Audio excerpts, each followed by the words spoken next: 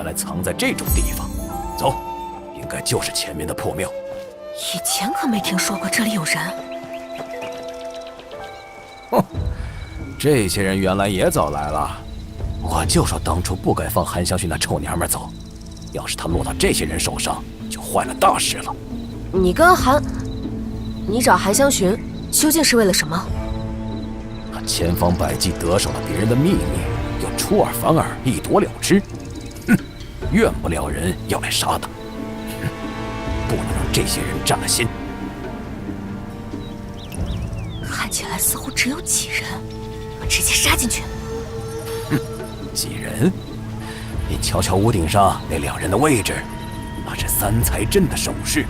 贸然硬闯，就会被他们团团围住，做那瓮中的鳖孙，网里的死鱼。那该如何？先杀掉后卫几人，让他摆不成阵法，否则天王老子也难逃一死。那里有个破墙，我们可以先偷摸着潜进去。要闯就大方点闯，做什么偷摸的窝囊废？哎，你去把墙边那马，就喝酒的那匹给先杀了。杀马？这种东西要先干掉，省得有变数。我先去试试那阵法，你去杀马，然后再想办法杀一人，我们就可破阵了。分头行动。刀哥这人行事狠辣，却也是个汉子。可惜他跟韩姨有如此深仇，亲疏有别，对不住。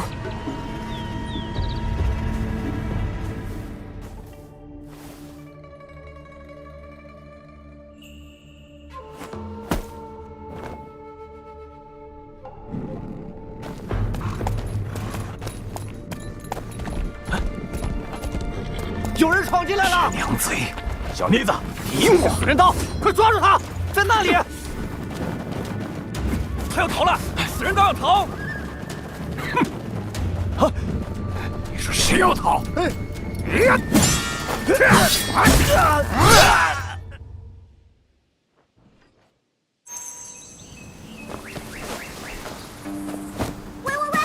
们快放了我们！周大侠是不会屈服于你们这些坏人的。哎呦，小祖宗，你小声点儿，小心吃骨头。是红线和广胡子。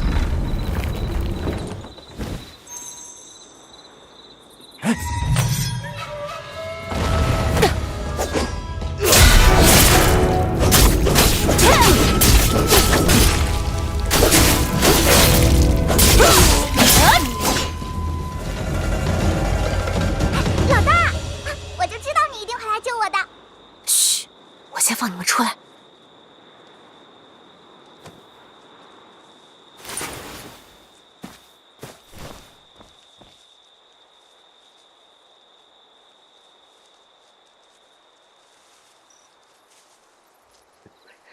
你们见过韩义没有？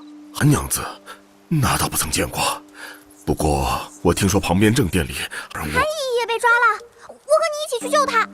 等一下，此地不宜久留，你和广胡子还是先出去。那怎么行？我走了，没有人帮你怎么办？怎么不行？你不走，那广胡子怎么办？对，我一个商人手无缚鸡之力。那我护送广叔到安全的地方，就来帮你。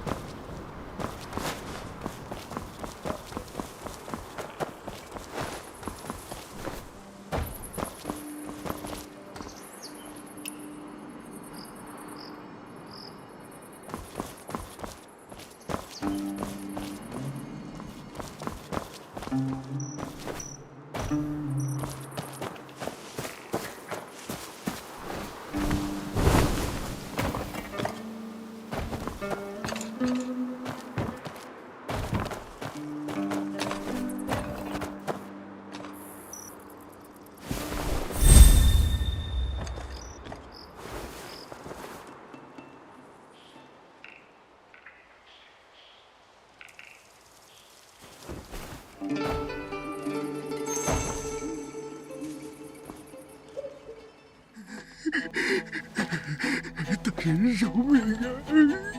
大人饶命啊！大人饶命啊！饶命啊！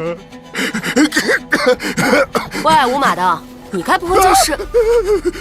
求求你，求求你，不要杀我！不要杀我！不要杀我！我什么也还没做呀！大郎，救我！大郎！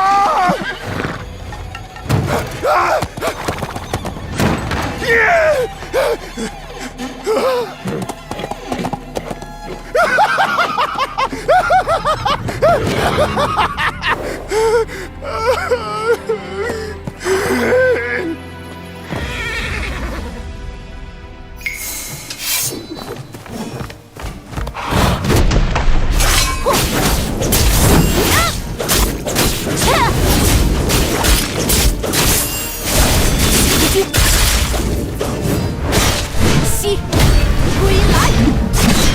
哈！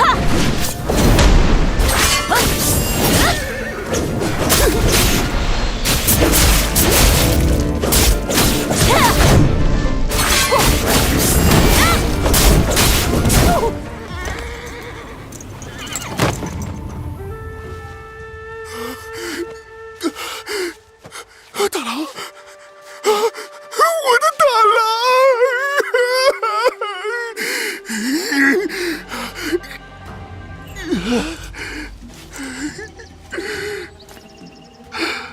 大郎，是我的命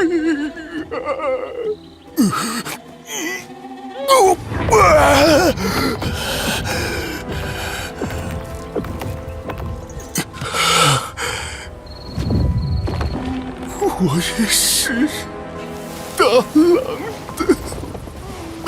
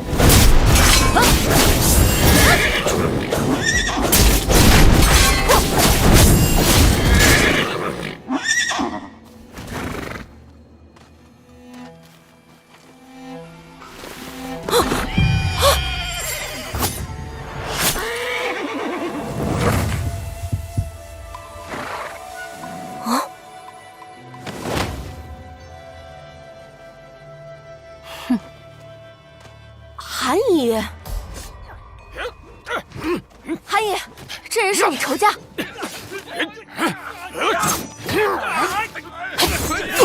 是，先走。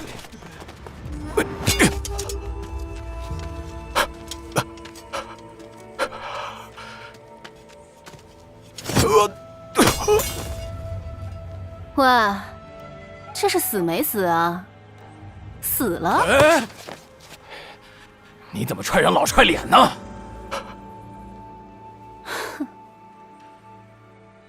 啊？你们认识啊？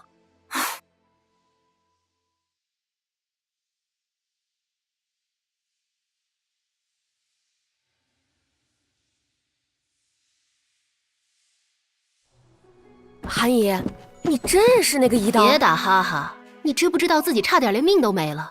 我管不了你了是吧？哎，我这次不是担心吗？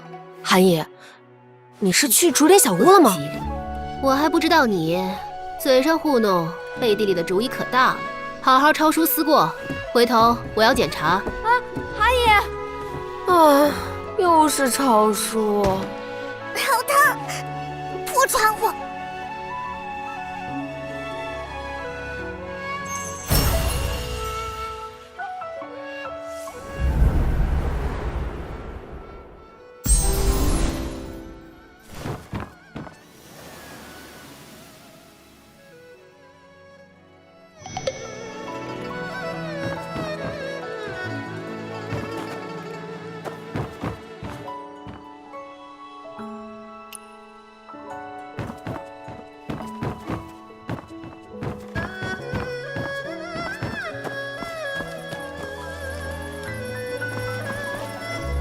我们红线女侠安顿好无辜的伤队百姓了。好啦好啦，光说头发都没掉一根。但是他让我来找你，说有事情他要告诉你。他能有什么事儿？我还要晚上给韩姨教抄书。红线啊，你先帮我抄几份呗，回头我带你见一个真正的江湖人。哼，你别想再骗我啦！刚才还说带我一起救韩姨，等我回来，坏人全被你们打跑了。我怎么会骗你呢？你知道死人刀吗？大侠传里响当当的江湖好汉，刚刚我就是为了接应他，还跟他交上了朋友。真的吗？是画本里那个骑大马拿大刀的死人刀吗？当然，我们什么交情，怎么会拿大侠这种？好呀，是我可以帮你抄，反正我们的字都一样啦。我的字是草圣风格，和你那狗爬字哪里一样了？回头我来找你，带你去看大侠。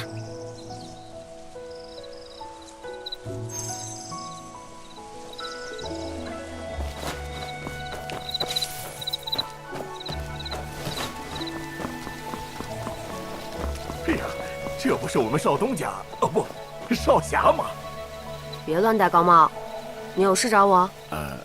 哈哈，这怎么说呢？我们行商的都是买进卖出，这次货全折在土匪窝了，空手回去，债主得撕了我。你看，能不能借我一坛离人泪呢？就一坛，只要有一坛，我就能再赚本钱回来。这么可怜？少东家就当日行一善。况且我虽然没了货，但还是有消息可奉送。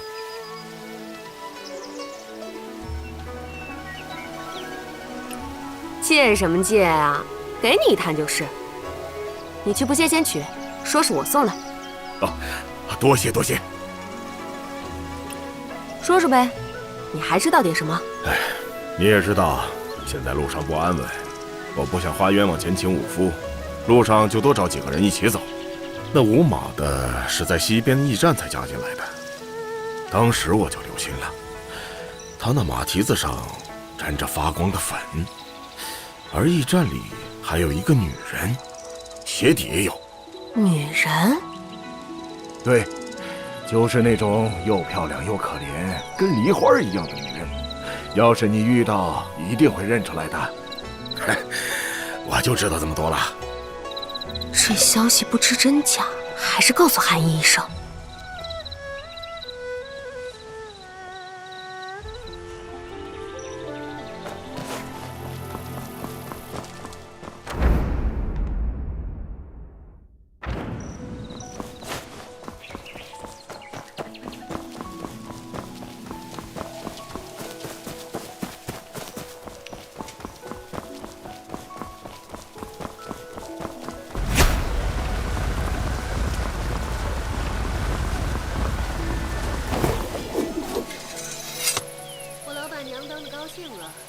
江湖上那些事和我没关系。你养的小崽子也太厉害了，把我坑到水沟里。哦，韩姨有客人。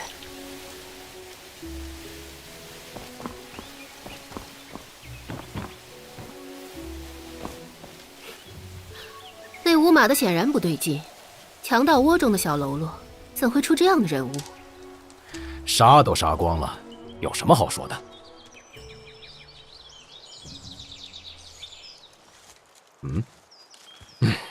又是白水，老子从边关一路杀过来，酒都不给我来碗吗？别找什么药了，你把江无浪的秘密给我，我拿了就走。一身烂肉，你爱治不治？江无浪的秘密？什么秘密？楚清泉说的，他说跟你说了，你自然知道。我是我，他是他。他说老娘知道，老娘就该知道吗？江无浪都不见了2、3年了，他有本事去找出来自己问呢。你当真？可楚清泉说，去神仙渡找三娘，把江无浪的秘密带走。哎，你快想想。急什么？又是你们的大事。哦，那他为何不亲自来？求人都不会求。他，来不了。哼，他是没脸见我，还是天泉帮那群死不正经的？他不在天泉，他之前就去了黑水城。黑水城？你不是说黑水城全城都死尽了吗？是。所以他不会来了。花好月圆人美满，不羡鸳鸯不羡仙。花好月圆人美满，就是此刻呀！没时间说这些了，你快想想，江无浪的秘密可能是什么？楚清泉既然让我来找你，绝不是胡乱之的。什么秘密？江无浪就一个破屋，一个破屋能有什么秘密？一个个的说死就死，刀架脖子了还要梗着头去，好骨气好威武的大侠，老娘又凭什么要惦记他？临到死了，留了半句话让人找，我凭什么找？我就该记着他每件事儿。哼！浪的破屋就在那儿，谁爱找谁找。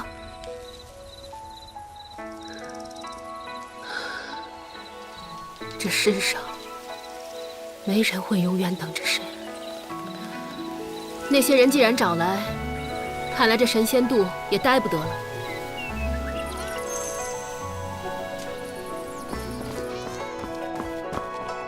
你跟韩姨说了什么？她那么伤心。一些改变不了的事。江无浪的屋子在哪儿？将军祠往南，山阴竹林中。喂，到底什么事啊？不行，还是先去看看韩。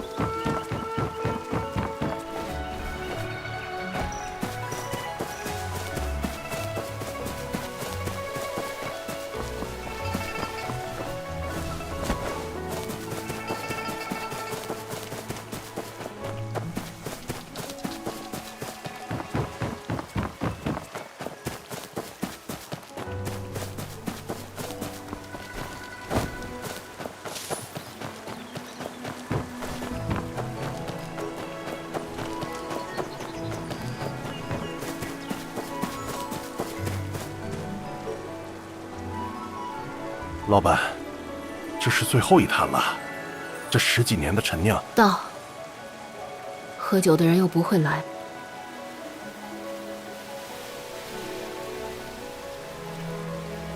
我都办妥了，肚里的人也都通知到了。只是原打算开坛宴再说，现在突然提前都有点慌。今年客人又多，要不还是过了宴席再办。而且，怎么了？是严家婶婶，她总说儿子只认得神仙渡，要是他搬走了，以后儿子回来找不到他。还有消息，外婆生病了，她早上刚走，可能要明晚才能回来。那就等一晚，就一晚上。开坛宴后马上要走，一定要劝动他们。辛苦你们了。没有，就是大伙儿也还是想问个情况，我们是不是一定要全部搬？有江湖上的人盯上了这里，再留下来太危险了。放心，我已经给你们寻了一个妥当的去处，以后等风头过了，说不定我们还可以再回来。江湖上，难道老板你是担心？好，我再去劝劝他们。你杵在那儿做什么？过来啊！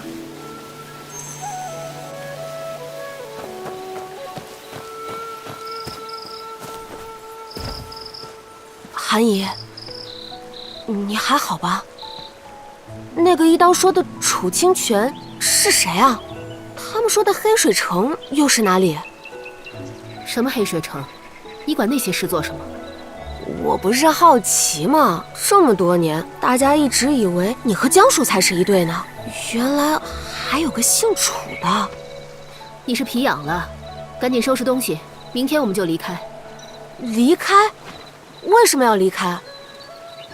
因为那些打探的人？那为什么是我们走？我们为什么不能和他们打？未战先逃，哪里像江湖中的好儿女？好儿女？好儿女最后都死在了江湖上，你是也想死在外头，尸骨都来不及。但是他们不后悔，他们去了就不会后悔。我也不想后悔。韩毅，神仙渡是我长大的地方。我后悔行了吧？我就不该让他走，可人活着才能后悔，人死了就什么都没了。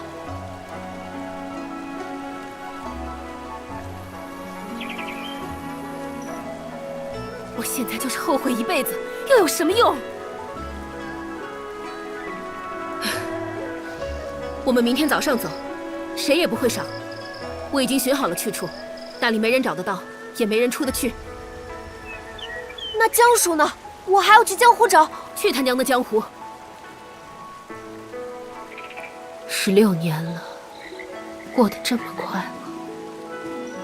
韩毅这次要认真了，我可不能就这么依他。小账则收，大账则走。明天搬的话，那我今晚就得溜，只是要想下怎么溜。先回去把抄的书收了，哄哄他。哈，你这恶霸，以前干尽坏事，我侯县大侠今日就要替天行道，收了你。嘿嘿，怎么样，老大，我帅不帅？是不是和画本里一模一样？啊，勉勉强强，清河第2帅吧。老大，你怎么了？书我都给你抄完了，你还是被韩姨骂了吗？不是，胡剑，我问你，如果有一天我们找到大侠，能去闯江湖，但是周叔说江湖不是什么好地方，也不让你去。你要是真走了，周叔一定会不要你了，怎么办？我说你带我去的，这样我爹就不会骂我了。嘿嘿，拿我顶包是吧？你倒是。反正我爹也不会怪你啦。老大，我书都抄完了。死人刀，岂不就是我现成的提嘴呀？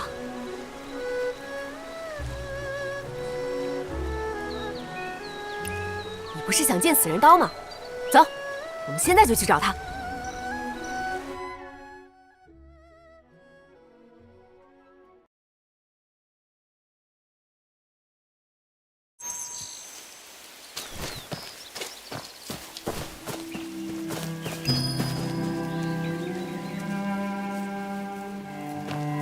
谁在里面？嗨，刀哥，你伤好心了没有？啊，托了你的福，中了几分。老子终日猎鹰，今朝被你个家雀啄了眼。我那不是误以为你和韩姨是敌非友吗？此事是我对不住刀哥，你可找到什么秘密没有？我帮你找啊。这真是江无郎住的地方？荒成什么样子了，鸟都不来拉屎。我好几年没来过，不过江叔之前就住这里。这也没有，莫不是那个楚清泉诓你？当时是怎生情景？你个小滑头，你找我还想做甚？要是破庙坑我的事就算了，韩香雪还骂了我一顿，说是我话没说顺，这我认。刀哥畅快，我也直说了，我想跟你去开封。好啊，你想瞒着韩香寻偷溜？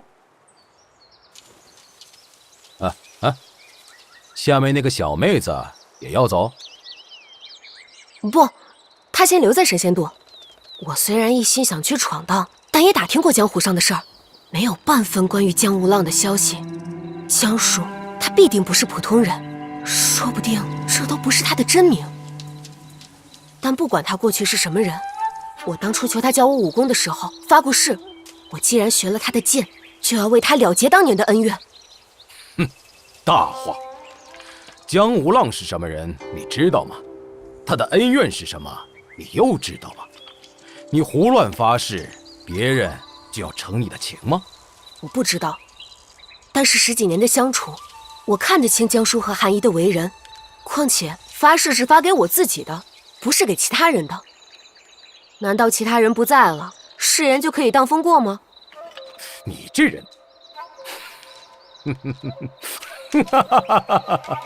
够义气，这脾气不是韩香寻能教出来的。你这人天生长得好，对我路数。老大，好了没有？我也要听。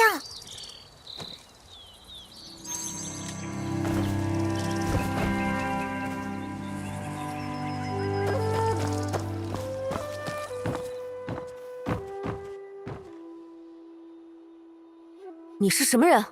为什么闯进我家？这竹居是你家？你不错，我来找这竹居的主人。你是他的女儿？我是他的亲人。也好。这是我欠他的，烦你转交。他若是不要，你就自己花了吧。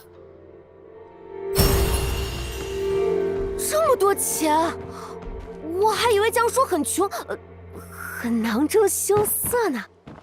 惭愧，若是他当年成功拿下我这单生意，怕是也不会囊中羞涩。生意，江叔的生意。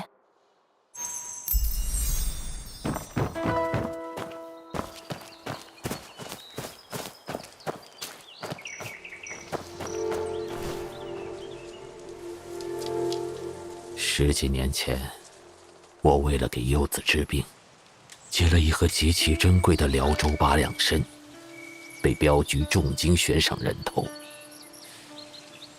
是他接下了这笔吃赏生意。他杀上门来，见到我病榻上的幼子，沉默片刻后，只说要我借他3件。若我侥幸未死，这笔赏金他便不要了。我根本不是他的对手，勉强接下2件后，已是强弩之末。不成想，他第3次出剑时，病榻上的孩子突然放声大哭起来。他一时分神，只刺中了我的肩头。他当时其实并没有分神，对吗？是啊，以他的身手，若是真想要我的命，1剑就够了。想来是已经动了恻隐之心，不忍见我死后幼子无人照看抚养。如今见了你，我倒是明白过来了，原来是沾了你的光。当年他必定是看我那孩子与你年龄相仿，所以误伤其类吧。江叔，总之，这些年我终于攒够了钱，镖局的药材钱已还上了，剩下的这些就当做补给他的赏金吧。从此也可安心了。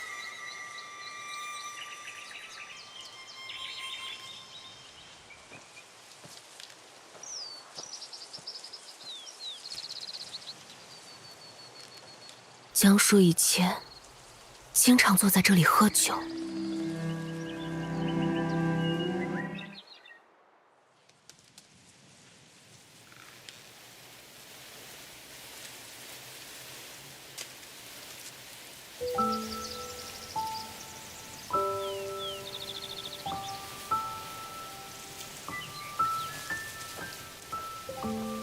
这就是你说的新居？虽是个废屋，但地基稳健，木材无蛀，不需额外花钱，修好就能住人。我是穷的连添间新居的钱都没了吗？用得着你替我省着3瓜2枣？我在外结仇太多，住得偏远些更稳妥。你皮糙肉厚的，住这里也就算了，你要让孩子也跟你一起？陋室立新志，暖阁养惰骨。若是遇到严寒酷暑，难道你不回来接孩子？随便你，反正又不是我住。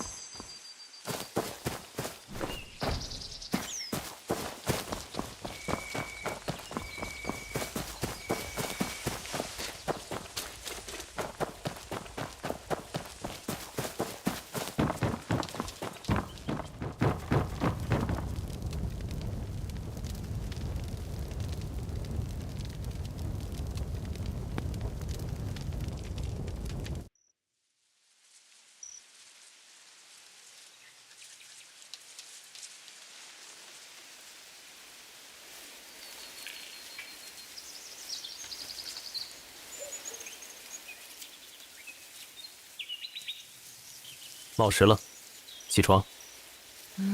我还在长身体呢，能不能别这么早起床啊？一日之计在于晨，起床，练功。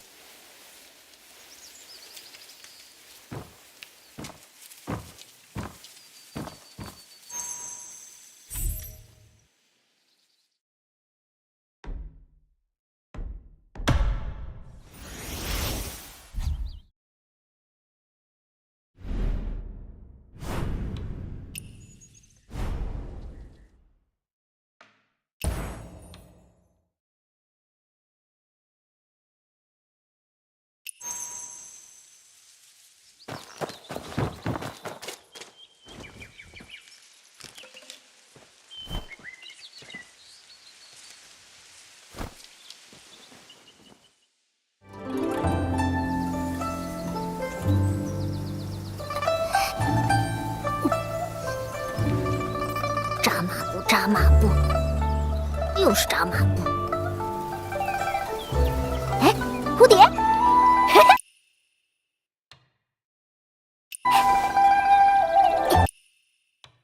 嘿，滴，哈哈，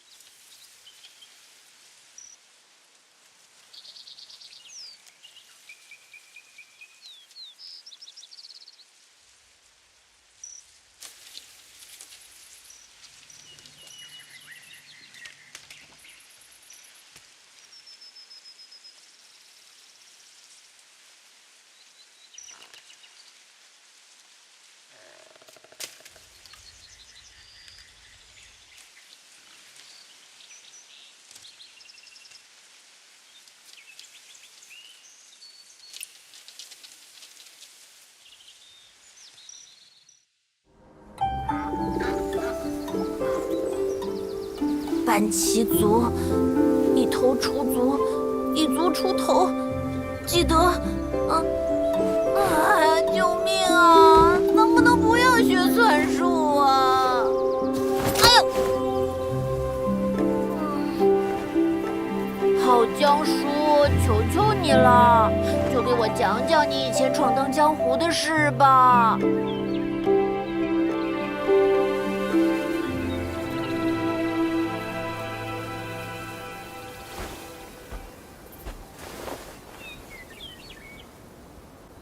我曾经加入过一个帮派，当上了头目，然后解散了帮派。讲的这么无聊，这么干巴，一听就是编的。